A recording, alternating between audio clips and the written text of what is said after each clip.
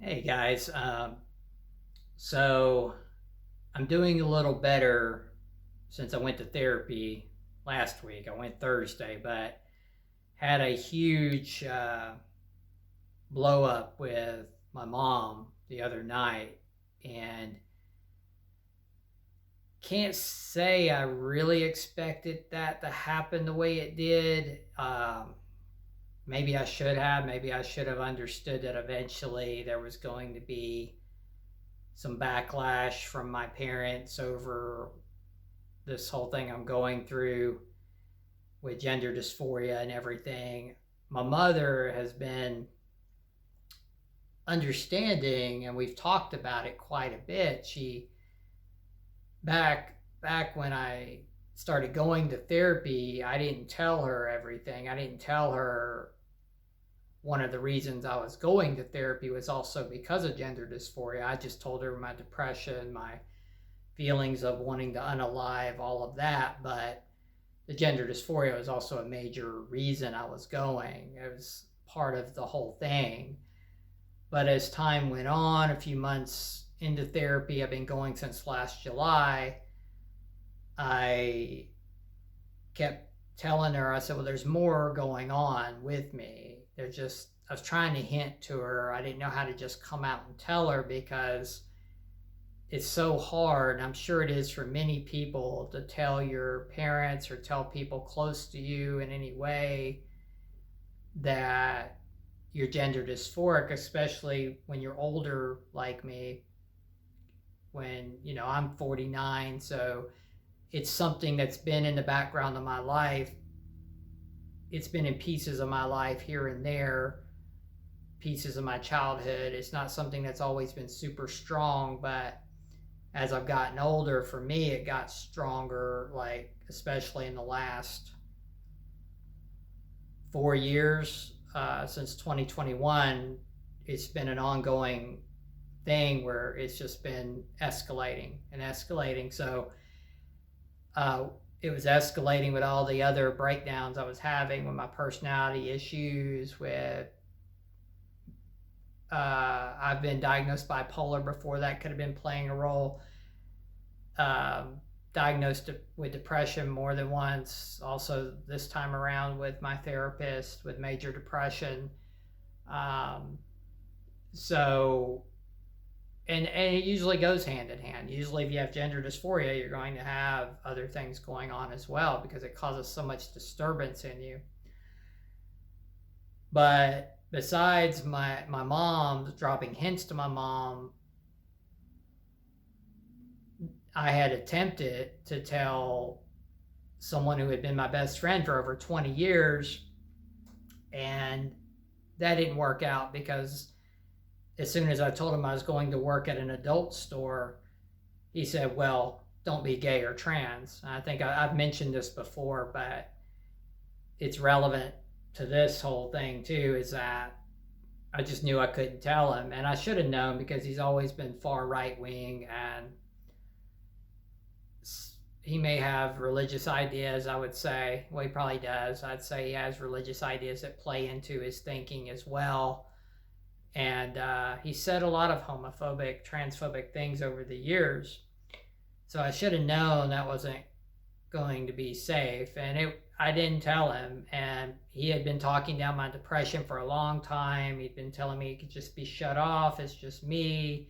He's blaming me for my own, for those mental illness issues, when we know millions of people are afflicted and have to work through personality disorders, through major depression, through gender dysphoria, through bipolar, through all kinds of things. People unalive all the time, from all races, from whatever sex, from whatever sexual orientation, from whatever class of wealth.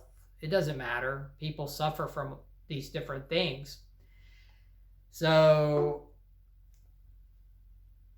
I ended up, the first person I did tell was a woman I used to work with. When I worked at the wax museum, as a woman I worked with, and she's probably in her 60s, maybe, I'm guessing, now. And we're not hardly talking now. I think she's distanced herself from me.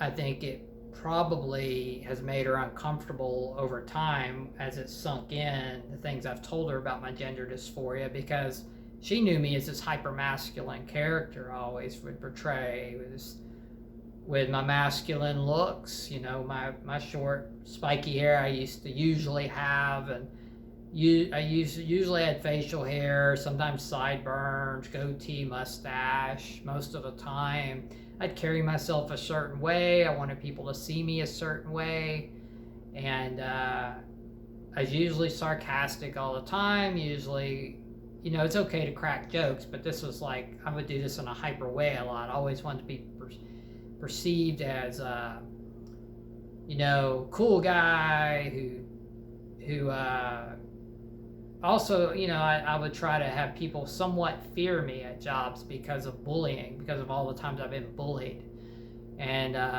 dealing with narcissistic managers. So a lot of times I would create that aura about me too. Don't F with me. Always being sarcastic, always being edgy. But it was just on a hyper level. But she knew me as that, so. Then to find out that I actually have all this other stuff really going on, who I really am inside, finding out that I'm really not that person, that a lot of that is, throughout my life, it's been a put on, it's been a show, and that I have been different male characters like that. And then to find out, she finds out, well, I feel like a woman inside. And she's far right leaning. That's the thing too. And I think her religious conditioning too, it probably played into her thinking. And she talked to me. We still talked for a while, but over time she's just distanced. And there's been things she said that she wasn't. I wouldn't say she said anything just homophobic or transphobic, but trying to discount gender dysphoria or trying to discount. She was doing it in a low-key way, I would say. It's the best way to put it. And now we hardly talk. And this is a common theme that you hear throughout dealing with something like this, is that you lose people. You could lose friends, you could lose family. And what's happened is, that leads back to me and my mom having this blow up, because she was being understanding for a long time. And I think the reason is because I really think now she thought it was going to pass. I think she just thought, when I first told her about it, well, I was hinting to her about there was other stuff going on with me. She figured it out, that it was something to do with gay or gender. And then we start talking about it, but she would say things like, well, you're not a trans woman. No, you're just confused. Now, granted, this is why I think it is good to go to therapy. I've said this before, because you are able to spend time working through your emotions, talking for quite a while, which I've been going for several months now, and you work through things to see, you can dig back into things in your childhood and your adult years. And I've been able to see back when I did things of a feminine nature, or if I wasn't doing them, I had the thoughts at different times. I just didn't have a very strong drive like some people do when they're younger, I would say, to push me far into gender dysphoria, like what's happened in the last 4 years to me. But it was in the background. It was just kind of low key, and that happens to a lot of people. Instead of them feeling that way, feeling so gender dysphoric when they're a kid, sometimes it's just little things, and then it manifests when they're older. And it sucks I mean, it's why I tell people I wouldn't wish it on anybody, because it's hard. It puts a lot of complication in your life, and you go through denial. Well, I don't know if everybody goes through this in exact ways I've gone through it. I'm sure it's different for everybody, but I'm sure we have similarities too. Like, I've went through denial, tried to shut it off. I've went through why is this happening to me? Getting angry. Like, why am I faced with this? Because I know that that causes resistance, and that's caused me not to sleep well. It's caused me bodily issues. I've had stomach issues, and a lot of the issues I have bodily, I believe, associate with not being my real self, not being able to be my real self, where most of my life I haven't been able to be authentic. I've had personality issues, major depression off and on throughout my life, substance abuse at different parts of my life, and times where, well, a few times I've almost passed away from making bad choices, and I've had a lot of issues throughout the years, a lot of traumas, and now I've had to fight with resistance too, with the gender dysphoria. I think a lot of people go through that too, probably go through denial, try to fight it off because it can cause an upheaval in your life. There's probably the people too that have the resistance, I would say, because it's scary making life, saying I'm going to make some big life changes so I can be what I want to be, or be who I feel I really should be. And my mom, I should have known really when we first started talking about it, because she's far right leaning. I was conditioned into Christianity growing up. I mean, she wasn't like super religious, like we go into church and everything, but she believed in the biblical God and believed in gay being sin and trans being sin, and she still believes all this stuff. So I should have known, but I try to give her the benefit of the doubt. And her and my stepdad had recently admitted to making a lot of mistakes in my childhood. So I thought, okay, maybe they're having a different way of thinking these days. So just, like I say, give her the benefit of the doubt, but get a little bit of my coffee here. But anyway, I think what's happened is over time, she's realized it's not a passing thing. And my dad didn't know about it. We were just not telling him. And I think she hadn't just outright told him because she thought it would go away. I think that's what her thoughts really were. And what happened was, I went down there at Christmas time, and my hair's long, and but it's not really just that. A lot of guys have long hair, but I always kept facial hair. I get dysphoric now with facial hair. So I'm shaving, regular, even when I'm there. They're not used to that. My dad's not used to that. That's the thing. He's there. He sees I'm different. I act different. I'm nicer. Honestly, I'm kinder. I'm more loving with the pets. They have always had a couple of cats, which I've always been loving with the cats. But I'm just saying, my whole demeanor when I'm being in my femininity, being myself, that I'm nicer in general. I'm kinder. I'm not angry, this angry fake guy. I was always angry. I'm sure it was because I was having to be a fake character. I was angry all the time. So they see that, and I'm just more, I would say I'm more loving in general. But my dad, apparently, I had told my mom later, I said, I think he probably perceived something with me while I was there. And she said, oh, no, no.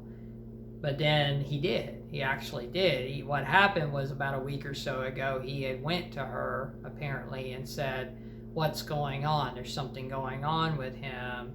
And he started to figure it out, that it was gay or trans or something like that.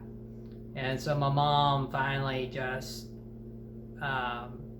sat him down. She had called me, and I think I mentioned this in my last video. She called me at 3 a.m. and she had a bad dream about me, and that's when she told me he had perceived things about me, and she sat him down and told him, and I guess he was upset because I hadn't said nothing. But me and him have had issues over the years, and it's hard to tell my mom, let alone tell my stepdad. And me and him had a lot of issues off and on through the years. I'm not saying he hasn't done anything good. Of course he has. There's a lot of things he's done good, but there's also a lot of things that were not good with him. And like, he may not would see it this way, but he bullied me. He was low-key bullying. With things he would say to me as a kid. You know, I was 12 years old when he came into my life. He suddenly came into my life. My other stepdad was just suddenly gone. My two step-siblings were suddenly gone from the time I was 6 until I was 12. And me and my mom were evicted out of a house when that happened too. And we moved from place to place there for a little bit. I watched my mom be assaulted by a man. We had moved in with a couple, and there was an argument while we were there, and he slapped her right in front of his wife, slapped my mom right in front of his wife and me. We lived in a hotel or two. We lived in a couple of other places. We bounced around, and we lived in a roach-infested trailer. And there's a lot to it, but when she met my stepdad, who I consider my dad because he's been there since I was 12, but he just was suddenly there, and we suddenly move, and I'm dropped off with his mother I'd never met in my life for the summer, and while they go down to try to set up a new place in Florida. And it's just a lot of stuff, and there's a lot of things that were not good for me. I'm not saying it was all bad, but nothing's, well, should I say nothing's all bad? I don't know. I mean, for myself, not everything was bad, but there's a lot of things in my childhood that were not stable. So in any case, me and him have had a complicated relationship, and I guess that's the best way to put it. And we've gotten along more in the last few years, and he's admitted to me he's done some things wrong, and he has been nicer and kinder to some level, but we can't really talk. The only thing we could ever really talk about is college football. That's what he's into. He's into sports, and I used to never be into it at all, but I got into college football. Now, I actually do enjoy it, but a lot of the reason was I knew it'd also get me into something me and him could talk about. But I do like the sport. I grew to like it, but it was just something I also knew that I'd have in common with him, because we just don't have hardly anything in common. So that's the other thing. So it's just hard to tell this man, hey, you've known me this way throughout my life, but really I feel female, and I struggle with this, and this is he's and what I found out is he don't understand. And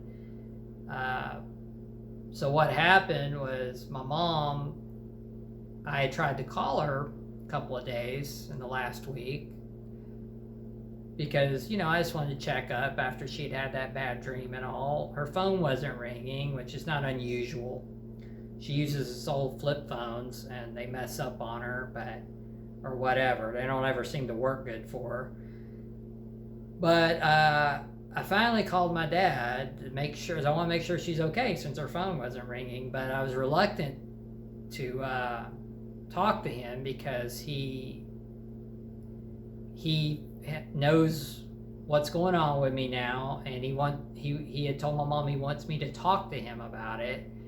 Not in a mean way, apparently, but he's like, I'm his dad. I should know. And apparently, it's like upset, I guess, saying I'm hiding stuff from him. But, it's not, I'm sure a lot of you would understand, it's not easy to tell this stuff at all anyway, let alone to your dad as a man wanting to be a woman.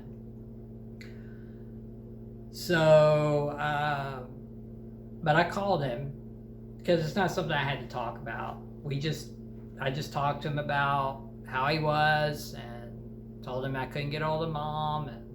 But what I found, this is where it all started as far as getting to the blow up with her. He was cold. He hadn't been texting me. He usually texts me about things he hears about football for the next season, things like that. He hasn't been texting. He usually will check in with me. He hasn't. He's just kind of cold. His energy was different, and it was more of like a looking down energy on me. I could feel that. I'm just like, this is BS, but I could feel that. And then I told him about, I had that one call-in day at my job when it snowed, and I'd had an argument with the manager over that because the manager was pissed and wanting to write me up when my roads were icy. And I told him, I'm one of those, if I think I'm in the right with something, which that I definitely feel I was. I mean, it's dangerous for me to drive. I've called him one day since I've been at the job.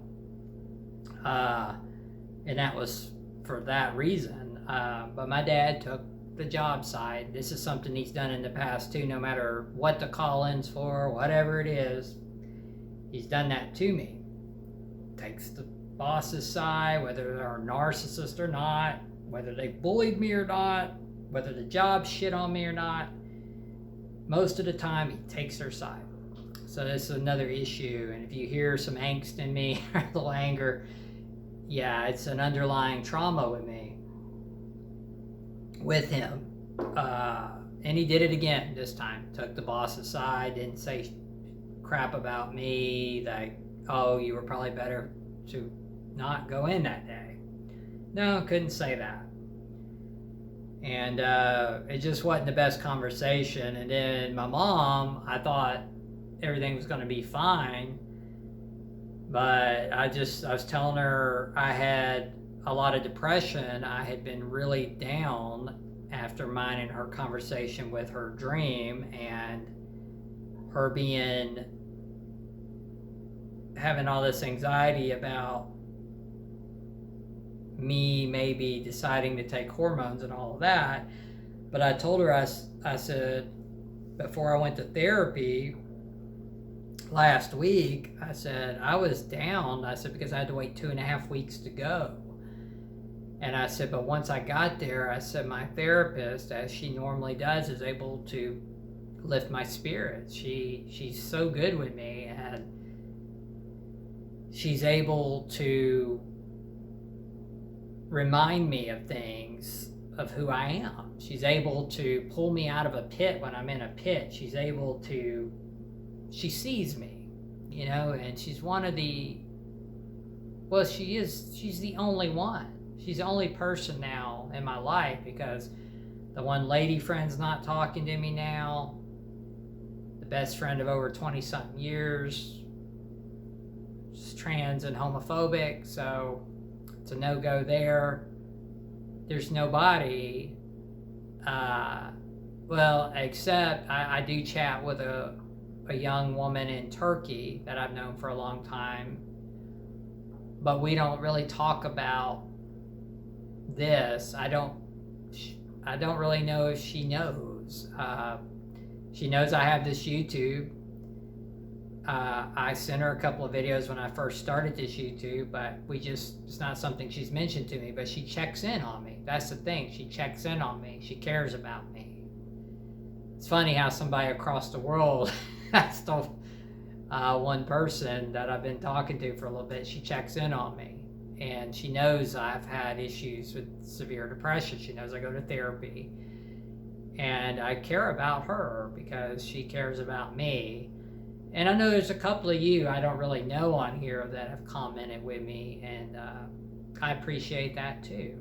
I appreciate anybody who wants to chat on here as long as they're not being a nasty troll or just being stupid. As long as, you're kind and you just want to, I'm always up for meeting new people and chatting and all of that. So the ones of you that have chatted with me, I appreciate that. But my mom, we were talking about this, and I just told her my therapist picked me up, and she reminded me that she knew I felt insecure about the things my mom had been saying to me about the hormones and all of this, because my mom hears a lot of this propaganda about things on the far right about certain things that just aren't true. And I'll, educate her different on the things I do know that are facts. I've done plenty of research on this stuff myself, because it is serious. It's all serious. It's all very serious thing in life to gender transition or consider it, to go through what I'm going through and what so many of us go through or have gone through. So she starts to get agitated. She hasn't done this in a long time, and she says, well, I think I had mentioned something about childhood. I was telling her something about, I can't remember exactly what it was, but she got triggered. And it may have been because I was mentioning me and my mom, when she called the night of having her bad dream, she said, well, maybe it's all my fault. And I told her, I said, no, it's not all yours or anybody's fault. I said, did childhood things contribute? Yeah, likely, because there was a lot of instability. No clear father figure. She was unstable a lot of the time.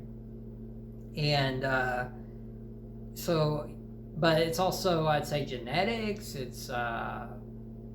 can be, there's many factors, many things that can play into such a thing. My therapist had said the same thing. It's not just, but I did say to my mom, I said, well, upbringing would probably likely have some factor in it, though, with different things people go through. And we all react to things different. People have everybody has different amounts of resilience to different traumas. We're not all built the same. That's the other thing. We're just not all, one of us can handle a situation one way, and somebody else can turn around and handle it the other. One person could totally collapse under the pressure of a certain trauma, and another person may not totally collapse under the pressure of that same trauma. That's just the way life is. We're all built different. And I think that comes from genetics. It comes from the upbringing. It comes from, if you want to get into the esoteric, like I believe in past lives, I also think it can be carried over. Things can be carried over as well. So there's just so many factors, though. That's the point, regardless. But anyway, this time I had mentioned something about childhood among other factors. We were just discussing it again, but this time she reacted differently. And then she's like, so it's all my fault. This time she was not, before when she said that to me in the last conversation, it was like, she was saying it in a way like she was crying and saying, well, it's all my fault. And it's like, no. this time she's like, well, I guess you think it's all my fault. This time she was angry. It was a totally different tone, and it was like it was like a different person in this conversation now, and then I had been talking to for a long time, and I didn't see that coming. I was like, no, I told you before, it's not all your fault, but I'm sure there's factors that play into. I said, I didn't raise myself, I mean, yeah, I did. I was and there was the incident that I just told her recently about the older teenage girl that abused me on the school bus for, I don't even know how long that happened. It happened for days and days, and I was a kid. I was 6 years old when she grabbed me. You could say it was SA because I've never really thought of that's something else I blocked out. I mean, she was grabbing me in my groin area and hurting me, and was getting joy out of hurting me. And my mom still goes on about, you should have told me, and this and that. I'm like, I was an anxiety-ridden 6-year-old kid, and I had already been brought up in kind of an unstable environment as it was. I had already witnessed domestic abuse with her first husband. And she just acts like, oh, like, well, I wasn't an adult, I was a kid. So I'm sure that abuse from that girl affected me. It's something I blocked out. And I still hadn't even told my therapist that. And I'm sure that'd be another eye-opening thing. There's just so much that I've talked to her about a lot, but, before going to therapy last July, I hadn't been since my 20s. And back then, I certainly wasn't telling. I saw a male therapist back then, and I saw one other therapist briefly, but I wasn't, back in those days, I definitely wasn't telling everything, because, I mean, it's just a different time, and my life was also very chaotic at the time, and I was dealing with the substance abuse issues even when I had therapy back then. I was almost homeless at times because of my issues. And I was just thinking about that the other day too, how chaotic my life has been, actually. There's times in my life, and I've forgotten sometimes how crippling my anxiety was sometimes in my 20s, where I was scared it was so bad, my OCD would be so bad, that I went through a stage where when I lived in Memphis, I thought if I left the city limits of Memphis, I would just die. That something would just, mysteriously, that's how my mind, I was probably going through a psychosis. It's quite possible. I've been through a couple of those. I started thinking about the psychosis, guys, and I know I go off on all kinds of tangents. So the ones of you who watch my videos, it's a ride, I guess, because I go all over the place. But I started thinking about the psychosis because randomly saw Lady Gaga talking about it in a YouTube short, I think, where she had suffered a psychosis. She said she had lost sense of reality between her stage persona and her regular life, and she went through psychosis. And I think lots of people do, and they don't even know they do. So I had to remind myself and be kind to myself. I was like, man, just the fact you're still here and alive, I have to tell myself, and have lived to the day to go through gender dysphoria, I have to laugh at it, is amazing. And in fact, ex-girlfriend of mine that lived here with me for 5 years, she knew a lot about my past. She didn't know about, some of this other stuff, but she knew a lot about my chaotic stuff I had done and my upbringing too. And she's like, her and her dad had said, wow, you're lucky to be here, or you could have easily not be here anymore, could be in jail. Could have went down another dark road. Oh yeah, could have went down several dark roads. Went down a few of them. Survived them. Uh, and I'm here, and I'm just like, wow. But anyway, my mother, getting back to that, oh, she just blew up, and I hate that I lost my temper, but it was a mix of losing my temper and being very hurt because she started saying some demeaning things, and I could tell that what was going on looking back at it is she thought everything was going to be a passing phase. She thought she doesn't really understand the gender stuff, even though I explained it to her over and over again. She knows that I watch different trans creators. I didn't start watching any of that stuff until I was having issues with my dysphoria and I needed to find out why. I didn't know hardly anything about what trans was, but I knew I was feeling like a woman, feeling feminine. That's when I started looking into trans. That's when I started watching trans creators. So they talk about social contagion. I had none of that because I didn't involve myself in any of it. I hardly knew what it was. I had heard about trans in passing, and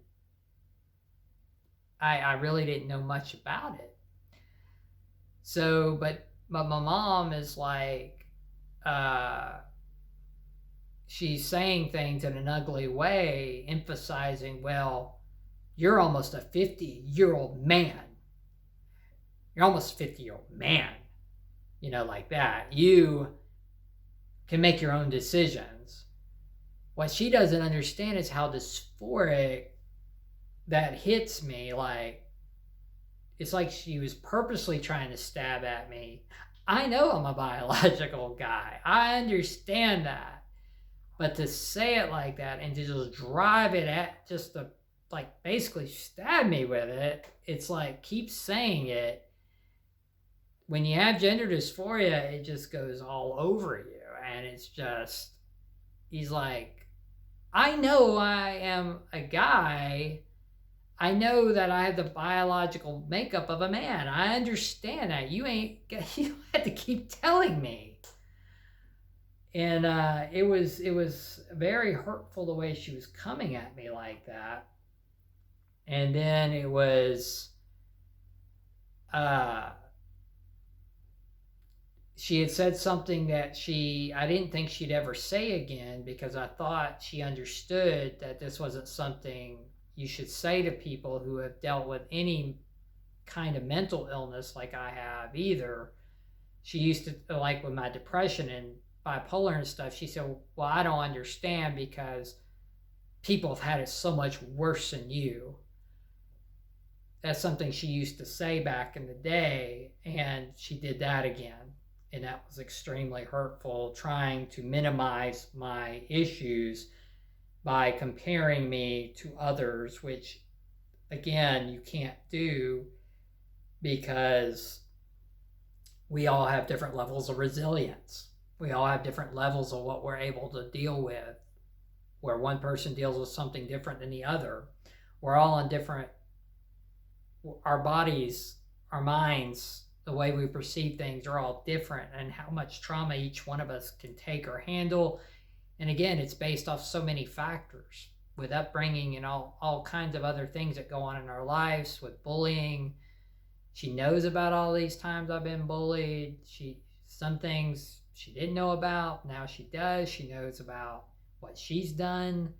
She knows about her own substance abuse issues. My stepdad knows what he's done. Like I said, I dealt with bullying from him as well, in a mental, emotional state with it. I could never talk to the man about any kind of stuff that a young man would need to talk to a dad about. I couldn't do any of that because he was immature, and he'd make fun of stuff like that when it came to intimacy or whatever. Like a lot of men, the crudeness, it's just always, everything's got to be a damn joke. I was 12, 13 years old with no guidance in that sense. I finally had to break it down to my mom that, hey, you don't understand. I was wearing your clothes at times when you and my stepdad go to work. I'm putting on your pantyhose and your heels. She's like, well, I didn't see it. Oh, you didn't see it, so it didn't happen? So, it's just this whole discussion was ugly like that.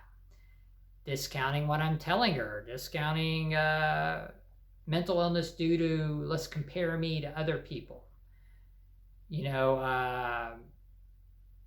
Emphasizing over and over about being a man. And what I come to finally realize is that she's upset because this is very real. And she sees how close I am to wanting to do hormones. And this is true. I am getting closer to realizing to live happy.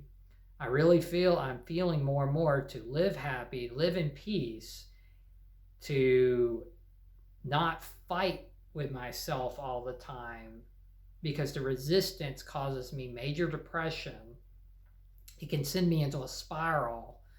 And then when I go into that spiral, that's when I get in trouble with thinking about really dark things and not wanting to be here.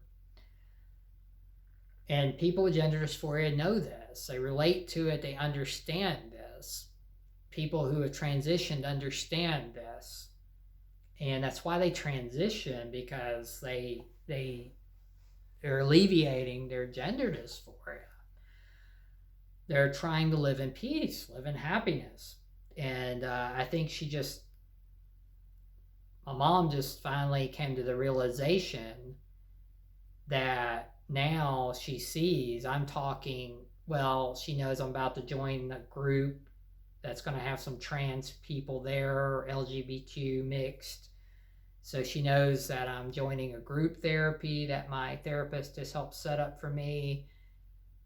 I think she's mad that this therapist hasn't. I thought she probably thinks that this therapist was going to condemn this and whatever.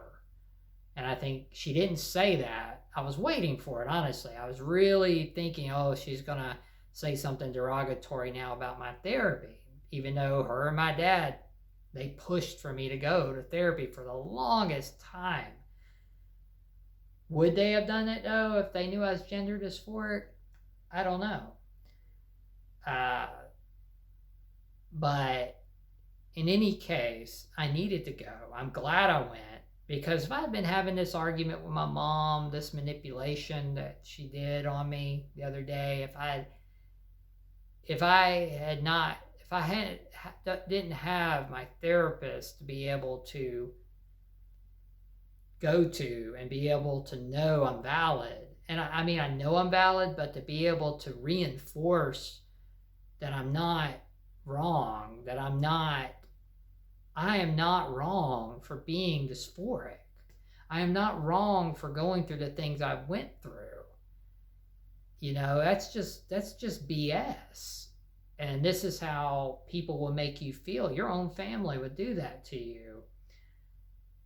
Because they have like when my parents having far right ideals that go, I'm independent, but, I don't go real far left or real far right. But I recognize that I'm just saying they go so far right that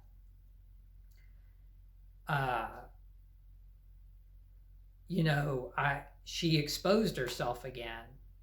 Basically, she doesn't think trans exists. And the reason I know that is because she again told me it was a sin. She said, well, it's a sin. I know it's gay and I've been friends with them and all that, but it's a sin. She said that in a conversation. She said a lot of hurtful stuff, but she exposed herself again for what her and my dad's beliefs really are. And then what she said too, this was also very hurtful, is that we accept you. We'll accept you. You're all we have. that was said a few times. Well, okay, I'm all you have. Well, what if I was not all you had? You had another kid. Well, I guess you disown me. That's not exactly what she said, but that's the way it's been put across. Well, my dad had told her that too. He's all we have. It's like, okay, this is like guilt tripping, manipulation, all that wrapped into that conversation. And I can see it because, well, therapy, and I've just been studying on what I've been going through for a long time, and also studying psychology. I do that on the side, like, um, like people I like to watch Professor Sam Backman sometimes on YouTube. He's he's a genius. I mean, legit genius. A narcissist, actually. You just look him up. I won't go into a whole story on Professor Sam Backman, but he's brilliant. He's a professor of psychology. So I've learned a lot about a lot of things just watching stuff like that. I guess that's the point. And then watching things on what I go through, learning, and going to therapy and realizing I'm not crazy. This stuff exists. My therapist also deals with other people like me and trans too, people who have transitioned. So in any case, I was really upset after this. The good thing is I get to go back to therapy in 2 days. She saw how bad I was this last time, so she's making sure to be able to see me quicker turnaround this time. And I'll tell her about this conversation with my mom. But the good thing is that I saw it for what it was. And if anything, it's pushed me more, honestly, to be more resilient. It has pushed me more into be more resilient and to realize that as hard as things may seem, I can do it. If I want to transition, I can do it. And I know it makes me happier because, I mean, there's not a day that don't go by that I don't think about it and feel the way I feel. And hormones will help me to achieve being able to feel more feminine, look more feminine too, even though I already feel very feminine, but it'll help me just to be more, I really think it's going to line me up more with my mind. I really get a great feeling, of course, about the things it'll do with my body. And I mean, yeah, there's a lot of challenges, and I do realize that, but what I'm realizing is if I do nothing and try to stay stagnant and don't say I'm just going to deal with it, I really feel like the rest of my life I'm just going to continue I'll be fighting these feelings. I'll be in a resistance, fighting these feelings, having continuous stomach issues because of it. Probably still having depression off and on because of it, where when I'm just being myself and thinking about moving forward, that stuff fades off, and I notice it. And that's what happens when you're authentic. I've figured this out, that when you're authentic, I have my best days when I'm authentic, when I'm not condemning anything I'm doing, when I'm saying you are valid the way you are. You are valid the way you feel. You're valid the way you want to live. You are a grown person, and the way you feel is the way you feel. The way you,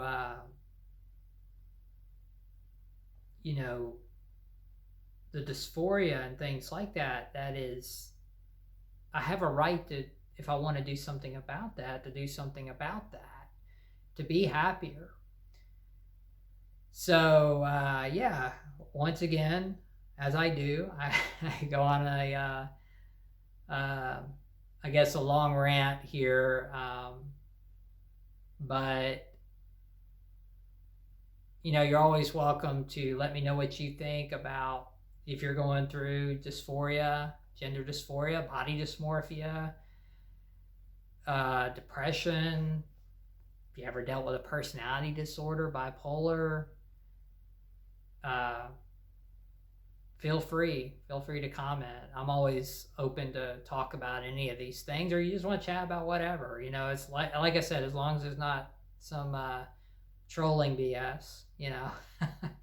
Um, but anyway, I'll talk to you guys later on.